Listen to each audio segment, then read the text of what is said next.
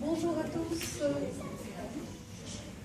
Je suis ravie de vous accueillir donc pour cette exposition qui s'appelle, qui a un très beau titre, qui s'appelle Le temps d'un rêve, qui est proposée par l'Union Outre-mer de Sénart.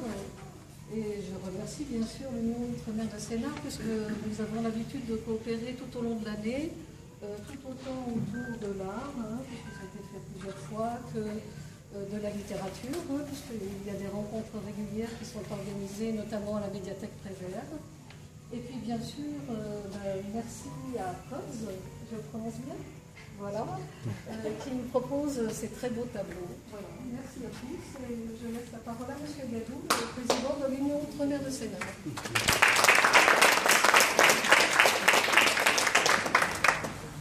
Bonjour à tous, et pour faire court, quand cette exposition m'a été proposée, je n'ai pas hésité à contacter Mme Chambaud, car nous étions à la recherche d'un espace pouvant nous permettre d'accueillir le seul lieu qui s'y prête, forcément, c'est la médiathèque où il y a de la visibilité, il y a du passage, et c'est le moyen de montrer un peu à tous ce travail. Pour nous, l'Union Outre-mer de Sénart, c'est toujours très important de montrer cette culture ultramarine dans toutes ses facettes. Nous venons de terminer une semaine culturelle consacrée à la Réunion qui a été extrêmement riche. Et dans la continuité, cette exposition est un regard nouveau sur les artistes que nous avons au niveau de l'Outre-mer. Je remercie Florence d'avoir accepté d'exposer dans notre médiathèque. Nous nous battons depuis quelques années pour que nos lieux dans le Sud 77 ne soient pas perdus. Je pense que nous méritons d'avoir des expositions de qualité, nous méritons d'avoir des spectacles de qualité et pour cela, on remercie tous ceux qui jouent le jeu de venir à nous. Nous avons eu l'an dernier la possibilité d'accueillir une exposition de photos d'une jeune artiste d'origine aussi guadeloupéenne et elle a été ravie. Au début, elle était un peu sceptique sous l'éloignement par rapport à Paris, mais je lui ai dit que dans le Sud-77, on a aussi des gens qui savent apprécier et on aime aussi la culture. Les tableaux, en les visualisant sur Internet, j'ai trouvé que c'était une façon intéressante de donner la possibilité à une jeune artiste de chez nous de montrer son travail. Et la peinture, je pense qu'il faut se l'approprier. Il faut que nous prenions l'habitude de valoriser ce patrimoine que nous avons, les artistes que nous avons. Il faut que nous prenions aussi l'habitude qu'un tableau, ça peut s'offrir, ça peut s'acheter à plusieurs, ça peut être un cadeau, ça peut être quelque chose. Donc il faut vraiment laisser aller son imagination et faire en sorte que tout cela soit vu chez nous, dans notre intérieur, pour susciter l'envie vers ces artistes. Donc merci à tous d'être présents ce samedi matin où je regrette que je fais autre chose, mais je vous remercie d'être là pour soutenir cette action au sein de la médiathèque. Et le dernier mot que je vais dire, je remercie énormément la médiathèque Mme Chambaud parce que j'ai la fâcheuse habitude de débarquer dans son bureau et de faire un peu le forcing pour lui proposer des choses. Et elle a beaucoup de mérite de me supporter et je lui remercie pour la confiance qu'elle nous confère et on arrive toujours à déboucher sur des choses intéressantes. Et le dernier mot que je veux dire qui est quand même relativement important, je remercie aussi la municipalité parce que rien ne peut se faire sans l'accord de la municipalité. Nous sommes quand même dans un lieu public qui appartient à la ville et la ville contribue d'une façon à cette exposition. Donc merci à la municipalité de Saguenay de nous donner la possibilité de continuer à faire ce travail. Et voilà, il faut que tout le monde en soit conscient et qu'on continue d'avancer. Je m'arrête là.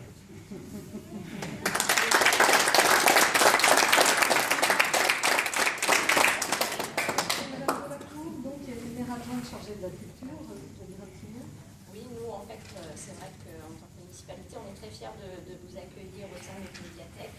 On remercie par ailleurs Madame Chambou d'avoir facilité cette exposition qui, au premier regard, voilà, nous permet d'avoir envie de continuer dans cette découverte.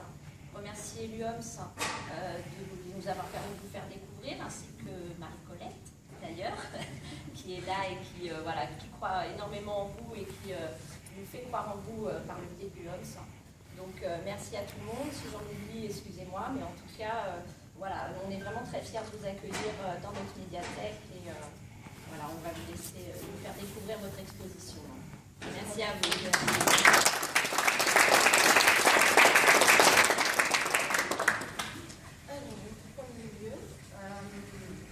Pourquoi le conte d'un rêve? C'est la question qu'on doit se poser. Le conte d'un rêve, en fait, c'est que chaque personne aussi, part d'un conte en nous. D'accord? Et c'est ça que j'ai essayé en fait de faire ressurgir quelque part. Parce que de temps en temps, on oublie, on est toujours stressé par le travail, toujours que, en tant qu'adulte, que vos rêves, entre parenthèses, ont tendance à s'éloigner, et c'est un peu ça. Et sans rêve, on n'arrive à rien. Voilà, c'est un peu ce que j'essaie de faire partager. Voilà, tout simplement. Et je remercie aussi la municipalité, c'est Camille qui m'a supporté pendant quelques jours, ainsi que madame la directrice, elle dirait la forme. Mais elle a été compréhensive et je vous en remercie beaucoup pour ça. Et ma mère, ça elle est plus à présenter. On a à peu près le même caractère, on se ressemble. Ah bon? Et oui. Une salaire, mais deux, c'est. Une salaire, mais deux, là, on va. Quelques détails, parce qu'il y a des tableaux qui ont des spécificités. Voilà, il y a des tableaux qui ont certaines spécificités. Au premier abord, on regarde, mais certains tableaux, en fait, on travaille sur la perspective. Donc, je me dis que bien souvent, on a marre, excusez-moi, de se réveiller chaque matin et de se dire, on a l'impression de toujours la même chose. Mais certains tableaux, par exemple, le tableau, regardez juste en fait, leur nature, en fonction de là où vous vous trouvez, en fait, ou de la distance que vous trouvez, certaines images, en fait, se dessinent, d'accord, en fonction de la perspective et la distance. D'autres, vous pouvez les toucher, vous promener, parce que plus souvent, oui, ça peut vous paraître incompréhensible dans le monde de l'art. On a tendance, en fait, à regarder avec les yeux, mais on oublie nos autres sens, c'est-à-dire l'odorat et le toucher. Et pour d'autres, en fait, on essaie de travailler sur le volume. Et certains sont dit, comme le tableau là-bas, en fait, il faut faire un cône, comme une ondule, en fait. Et ça vous permet, en fait, de vous promener, en fait, dans les cônes. Et certains, en fait, comme l'esprit littéraire, le soir, en fait, c'est un tableau luminescent. C'est-à-dire que la journée s'éteint et la nuit, en fait, le tableau, en fait, capte, si vous voulez, la lumière du jour et se réfléchit le soir. N'ayez pas peur si ça s'allume, tout simplement. Voilà, pour les spécificités. Voilà.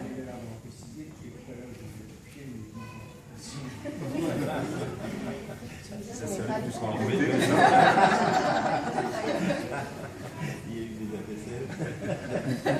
On peut dire. Je n'étais pas là, c'est le tableau qui nous a dit là, attention, il y a une certaine pub, ça s'appelle la créole. Excusez-moi, mais je peux vous proposer de nous déambuler.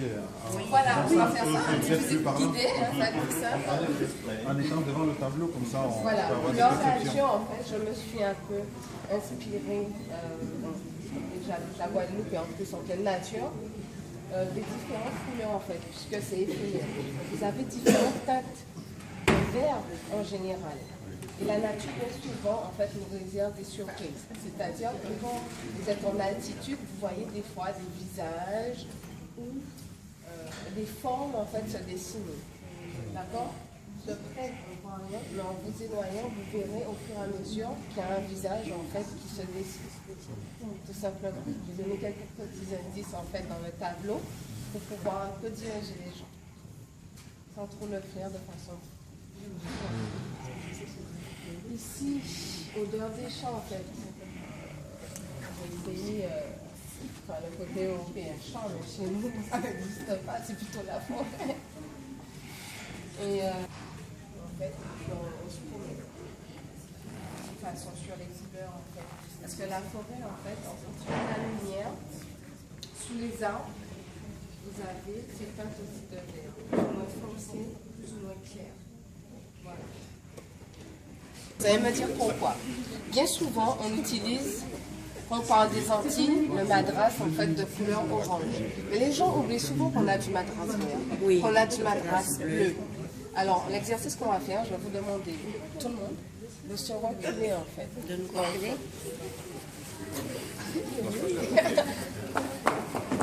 C'est du sport aussi, à mine de rien.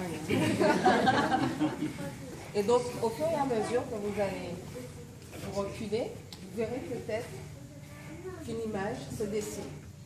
Est-ce que vous ne voyez pas? Exact. Alors ici, vous avez un visage plus ou moins qui se dessine. D'accord? Ici, la coiffe guadeloupéenne. La tête. La tête. Et ici, en fait, la robe. Voilà.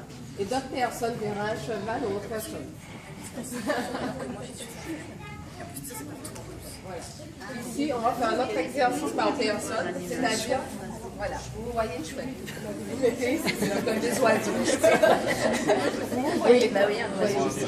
Je vois comme on aurait dit une chouette ou Voilà.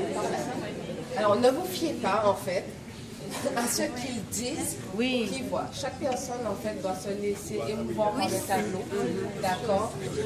Et essayer d'imaginer ce qu'ils voient, parce que chaque esprit est différent.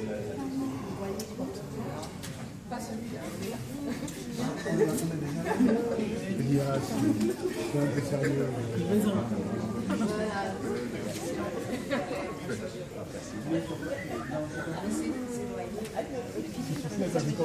Voilà, ici, je vais le guider. Le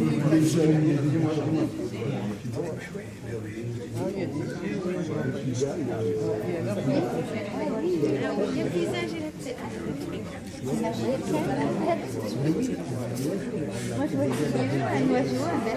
Ouais, moi aussi, je vois un oiseau. Et alors, c'est ça, mais tout le monde ne repère pas forcément les oiseaux. par contre, moi, le premier, je ne vois pas du tout. Moi, de loin, j'ai vu un animal.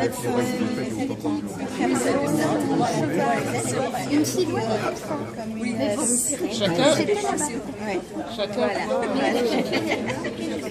Il faut être plus en aigouet, plus en... Voilà, on ne voit pas les mêmes choses. Voilà. Et c'est vrai, moi j'étais chez l'autre, où se trouve Marcel là-bas. Là, on a bien un hibou, un bec.